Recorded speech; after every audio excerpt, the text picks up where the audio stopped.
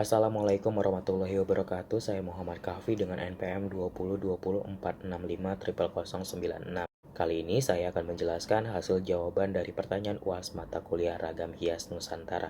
Pada kesempatan ini saya menggunakan baju batik Parang Tuding yang berasal dari daerah istimewa Yogyakarta. Batik Parang Tuding ini memiliki pola ragam hias, mulai dari motif utama, yaitu motif lidah api yang membentuk seperti S atau telunjuk. Kemudian ada motif pendukung.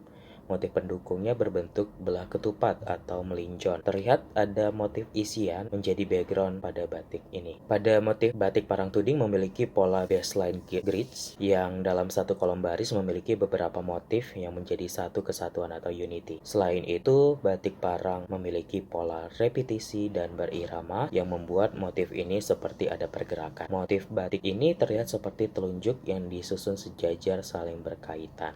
Untuk jenis pengayaan, pada motif batik Parang Tuding memiliki motif lidah api. Motif batik Parang memiliki ciri khasnya ini lidah api yang menyerupai bentuk S dengan teknik deformasi. Namun pada batik Parang Tuding bentuk S pada lidah api tidak begitu terlihat. Motif lidah api yang memberi kesan seperti telunjuk dan disusun sejajar. Untuk motif pendukungnya di sini berbentuk belah ketupat atau melinjon. Belah ketupat atau melinjon yang menjadi ciri khas batik Parang yang memiliki bentuk persegi atau belah ketupat yang tersusun sejajar memisah antara beberapa pola. Untuk makna ragam hias pada motif batik yang saya gunakan, yang pertama motif lidah api. Pada motif ini memiliki ciri khas lidah api yang berbentuk telunjuk atau dalam bahasa Jawa disebut tuding yang berarti alat telunjuk atau penunjuk. Untuk maknanya secara filosofis dari batik lidah api yakni tuding bahwa orang yang memakai batik ini dapat menjadi penunjuk pengarah dalam hal kebajikan. Dan untuk motif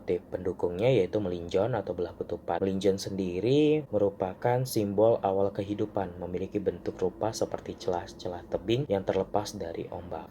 Di sini saya akan jelaskan untuk persamaan dan perbedaannya. Singa yang menjadi sebuah simbol kekuatan dan menjadi penguasa di habitatnya. Hal ini bisa menjadi makna dari ketiga motif tersebut dan inilah persamaannya. Makna yang didapat dari motif singa mahang, singa raja, dan singo payung ketiganya memiliki makna sebuah simbol kekuatan dan kekuasaan. Namun ketiga motif tersebut memiliki perbedaan cara atau teknik pengayaan dalam sudut pandangnya. Berikut penjelasannya, yaitu singa mahang objek A. Pada objek ini terlihat bentuk ragam hias yang menerapkan teknik stilasi, di mana teknik ini mengubah bentuk objek yang asli dengan melihat objek dari berbagai sudut pandang dengan pengayaan dan dapat menghasilkan berbagai bentuk baru yang bersifat dekoratif. Namun, ciri khas aslinya masih dapat terlihat. Singa mahang memiliki makna atau simbol sebagai kekuasaan dan kekuatan terkait dengan kerajaan. Kemudian untuk objek B yaitu singa raja pada batik Bali. Teknik deformasi dengan menggambarkan yang mengubah bentuk asli dari sumber atau melihat objek dari berbagai sudut pandang, lalu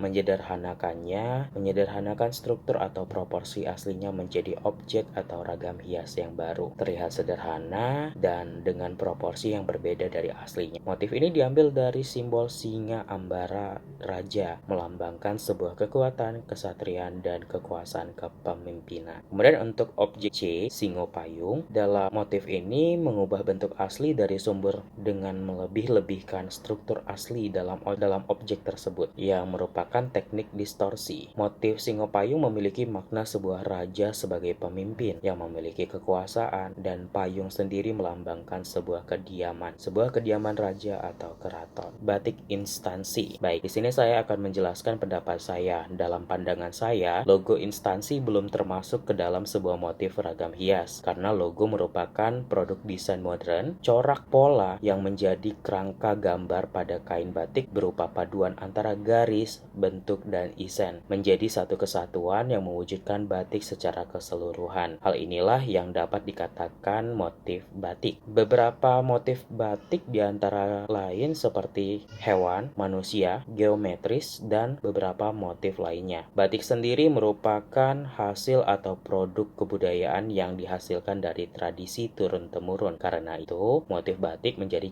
ciri khas dari batik yang dihasilkan oleh keluarga. Dalam perkembangannya, batik sudah menjadi jati diri bangsa Indonesia. Maka dari itu, kita sebagai warga negara mewarisi dan wajib bangga dan menghargai dengan kebudayaan yang ada. Dalam hal ini, untuk melestarikan budaya bangsa, maka batik digunakan dalam berbagai hal, termasuk baju instansi. Menurut saya, batik instansi merupakan bentuk pelestarian kebudayaan bangsa.